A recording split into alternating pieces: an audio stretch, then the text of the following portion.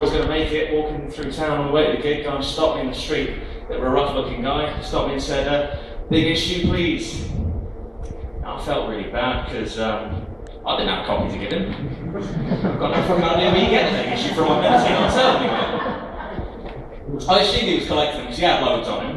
So I thought, you know what, it's a recession, I'll give what I can, so I offered him my copy of Ideal Home magazine. Yeah, clearly not the right thing to do because he throat punched me and stole my wallet, which was a bit excessive.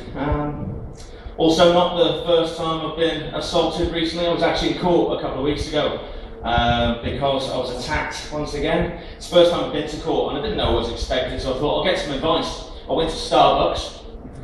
I don't advise it. They call themselves baristas, but they know fuck all about the law. You know, I went to court, everything was fine. Person attacked me, they played guilty, and I got some compensation, got £100. Woo! It's not a lot when you think about all the emotional trauma and physical damage I went through, but at the end of the day, it is a punishment as well. And I think it's fitting, because £100, that means she's not going to see any pocket money until she's at least 14. So it's all right. But honestly, I'm not that much of a stranger to getting my arse kicked, because I've always been a bit of a geek. I've always been quite a big science fiction fan. And because of that, I really enjoy shopping in Aldi. Yeah, exactly, because Aldi's about as close as you can get to experiencing parallel universe. You know, you walk in, they've got all your favourite brands, and then you get up close and there's something a bit wrong. Snap, Crackle and Keith. All the tubs, if I can totally believe that's not fucking butter. But I've spent quite a lot of time in Aldi recently because my employer lost my job, which is tragic, but the worst thing is I have to go on a lot of interviews now to go get another job. And I can't stand interviews because, you know, you're always nervous, you've got to get dressed up nice, and, you know, you want to make a good impression. In that way, they're quite a lot like first dates. It's just there's less chance of the interview ending with a blowjob. Although, to be fair, if the money was right, I could probably be persuaded. So. But the thing I really resent... The thing I really resent about interviews is how you're expected to present yourself to someone who is interesting, competent, and employable. Basically, you've got to lie. I'll give you a quick example. I was at an interview a couple of weeks ago. A guy said to me, "So, why did you leave your last position?" I said, "Well, you know, I felt it was time for a change." There is some truth in that. I did feel it was time for a change. True to say, my boss felt it was time for a change when he discovered I'd taken a dump on his laptop. It's not really the download he was expecting.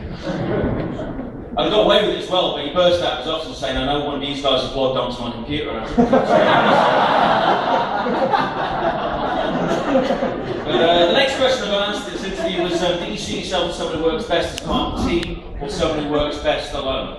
And I said, well, you know, I think both of those roles are important. And being able to switch between the two is key to any working environment. Again, it's not an outright line. I've spent many hours working as part of a team playing Call of Duty on the Xbox Live. Clearly that level of commitment to a video game does make maintaining relationships quite difficult, so I'm afforded a fair amount of time to work by myself. Quick masturbation joke in there, it's not really stand-up set if there's not one cock joke. But the last question the guy asked me was, so why do you want to work here? I looked him dead in the eyes. I said, I've always dreamed of working for a multinational corporate giant such as yourselves. I'm ready to get on the front line of the service industry, working with a diverse customer base. And that's why McDonald's is the place for me. I didn't get that job. I didn't get any of the others I went for, but what I did get was experience. And it's experience I'd like to share with you tonight. First of all, when you do meet your interviewer, they put their hand out to shake it, you shake it strong and confidently.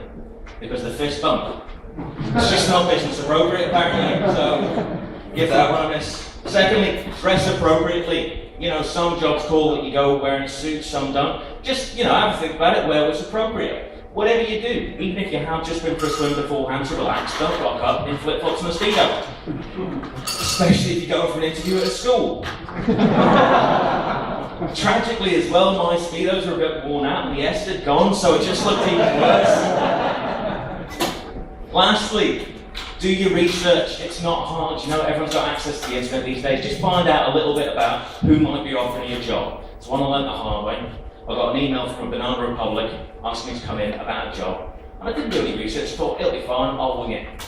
But when I landed in Honduras and I got to the meeting, my lack of knowledge about the regime that ran the country really shone through.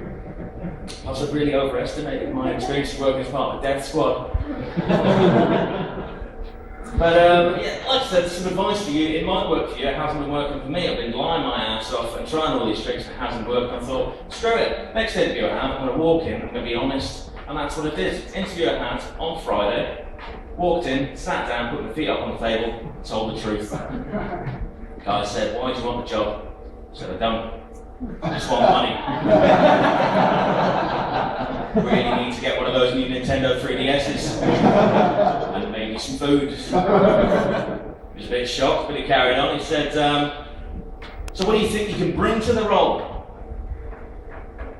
Lunch, good book to read, an ever-increasing sense of contempt for my superiors. Again, he looked a bit worried, but he carried on with the interview. The last question he asked me was, "So where do you see yourself in 3 years?" And just as a quick aside, this is a question that gets asked in interviews all the time. It's horrendous. I mean, someone in my position, I don't have a job. In 3 years, 3 weeks I could be tossing off tramps for food scraps instead of for entertainment.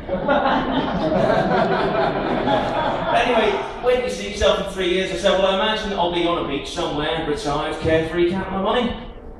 He said, how the fuck do you think you're going to manage that? I said, well, I've got a really good idea for a scam, and I think this job's the best place to pull it off. He wasn't too happy with that, but when I told him with a partner I could get it done in 6 months, he was well up for it, so start on Monday. Just a quick piece of advice, because you guys have been so great. If you do bank with Barclays, it might be time to move your money.